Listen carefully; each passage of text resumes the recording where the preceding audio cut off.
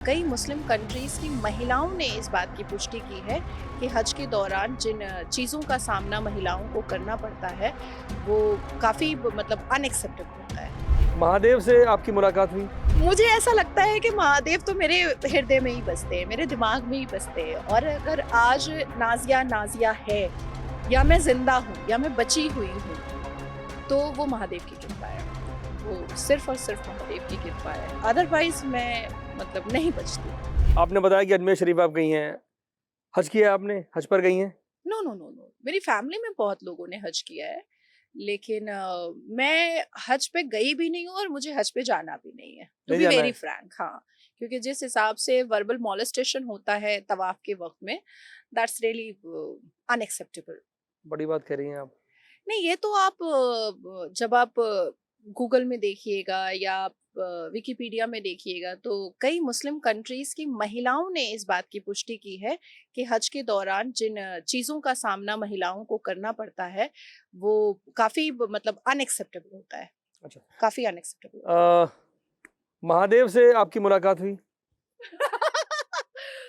मुझे ऐसा लगता है कि महादेव तो मेरे हृदय में ही बसते हैं, मेरे दिमाग में ही बसते हैं। और अगर आज नाजिया नाजिया है या मैं जिंदा हूँ या मैं बची हुई हूँ तो वो महादेव की कृपा है। वो सिर्फ और सिर्फ महादेव की कृपा है, अदरवाइज मैं मतलब नहीं बचती। जैसे जैसे सिनेरियो मैंने बंगाल में देखे हैं, मैंने अपनी देखी है। मेरा मेरे मेरे कोर्ट के यूनिफॉर्म का वाइट शर्ट हुआ हुआ है, मेरे शरीर पे आज भी स्टिचेस है, ओहो। काटा गया था मुझे। आज भी टैग जो करने की कोशिश की जी, गई जी। थी उसका आज भी निशान है मेरे पास। आज भी मेरे मेरे इस पैर में का निशान है, क्योंकि जलती हुई लकड़ी से मुझे यहाँ पर फेंक करके मारा गया था। ये ओह! पूरा इतना पार्ट ब्लैक है। तो I have seen very scary things. I had faced so much dangerous and scary things, but Mahadev की कृपा है and still I am kind of very vivacious lady, a very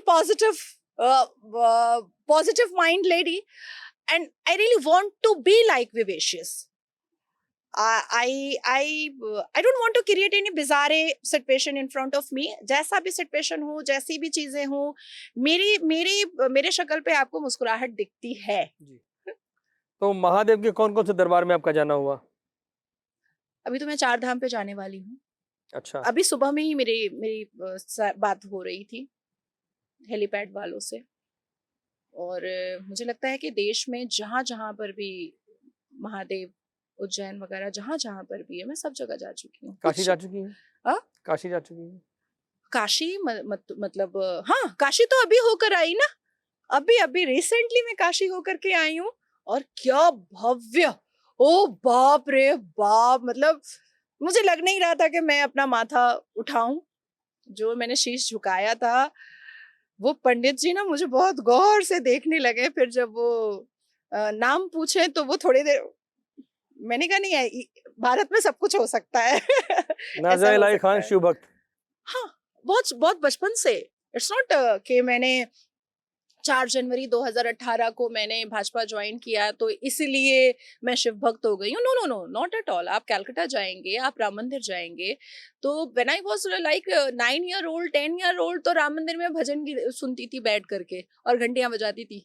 आज भी वहां की जो बुजुर्ग महिलाएं हैं वो मुझे पहचानती हैं अभी भी। अच्छा। हाँ, अभी भी 15 दिन पहले मैं बंगाल गई थी, तो मैंने दंड प्रणाम किया राम मंदिर में ग्रिश पार्क में जा करके। तो वो जितनी आंटीज थी और दादी माँ थी, तो जो आंटीज थी वो तो पहचान लिया, अरे नाजिया तुम। अच्छा, मेरा निकनेम दुआ है, तो वो लोग तो अरे दुआ तुम आई हो यहाँ पर। मैंने कहा हाँ, काफी दिन से दिल्ली में थी, अभी आई हूँ। तो ऐसा कुछ नहीं है कि भाजपा का पट्टा पहनने के बाद या भाजपा ज्वाइन करने के बाद जय श्री राम का नारा लिया है मैंने या महादेव की भक्त हो गई हूँ मैं। No no, not at all. मुझे याद है कि हैदराबाद हम मेरे अब्बा के साथ समर वेकेशन पर हम गए थे and I was in class 8। तो जिस होटल में हम रुके थे, 3 स्टार होटल था, बहुत महंगा होटल नहीं था, तो उसके नीचे में मंदिर थी। तो वो पंडित जी के पास वो रोज सुबह आते थे फूल चढ़ाने के लिए और मंत्रों का उच्चारण करने के लिए और वो कपूर जलाने के लिए मैं खड़े हो जाती थी। और नारियल जो है वो अपने फ्रॉक में प्रसाद और येलो पेड़ा वो लेकर चली आती थी। मेरी दादी बोलती थी तुम ना नारियल के लालच में खड़ी हो जाती हो। तो ये एक बचपन से ही था। मेरी छोटी वाली बहन है, आप उसको उससे कभी बात करेंगे तो उसका है कि वो एक सांस में हनुमान चालीसा पढ़ती है, अच्छा। छोटी वाली सिस्टर मेरी। तो हाँ, हमारी अपब्रिंगिंग ये ऐसी है, इक्वालिटी। आपको भी कोई मंत्र या कुछ ऐसा कुछ चीजें याद है? नहीं, देखिए झूठ बोल के कोई फायदा नहीं है।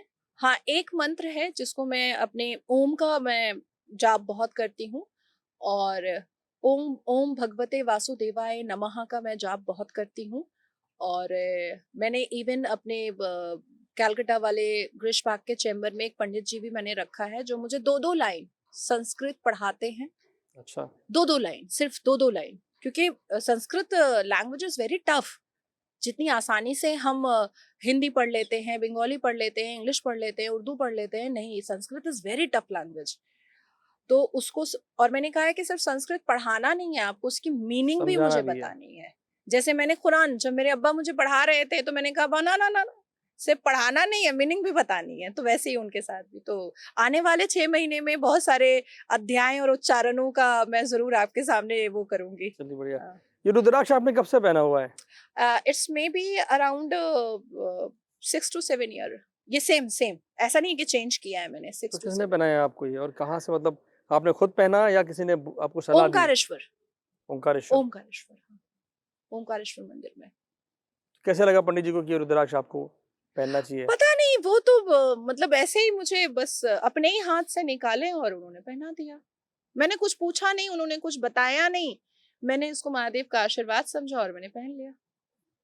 होते हैं ना कि जिंदगी में कुछ कुछ ऐसी चीजें होती हैं जिसमें सवाल जवाब नहीं करना चाहिए, बस जी। उसको वहीं छोड़ देना चाहिए। तो मैंने भी वही कर दिया।